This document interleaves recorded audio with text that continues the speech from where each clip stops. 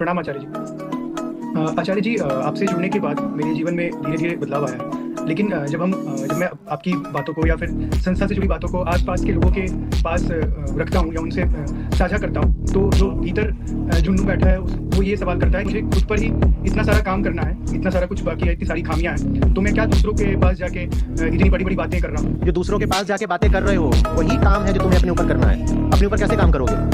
Bathroom में बैठ करके हाथ पांव मलोगे? अपने ऊपर कैसे काम किया जाता है? अपने ऊपर कैसे काम किया जाता है? हम जो कुछ है दूसरों के संदर्भ और संबंध में है, तो अपने ऊपर भी काम दूसरों के माध्यम से किया जाता है ना। इतना तो समझाया है। The best way to learn is to teach. खुद को सीखना है तो दूसरों के माध्यम से सीखना पड़ेगा। ये तो एकदम ही जान छुड़ाने का तरीका है। ये कह दिया, अभी मुझे पूरी तरह समझ में नहीं आया, इसीलिए मैं अभी दूसरों तक आचार्य जी का संदेश लेकर नहीं जाऊंगा। न तुम्हें कभी पूरी तरह समझ में आएगा, न तुम कभी संदेश लेकर जाओगे, न नॉर्मल तेल होगा, न राधा नाचेगी। Come as you are and fight as you are. Acharya ji ने बुलाया है युद्ध में उतरने को। नहीं, अभी तो हम पूरी तरह से शस्त्र विद्या में पारंगत नहीं है। न कभी तुम पारंगत होने वाले, न कभी तुम युद्ध में उतरने वाले। पारंगत हुआ जाता है युद्ध में उतर करके। मुझ में कौन सी प्रवीणता थी जो मैं युद्ध में उतर पड़ा था?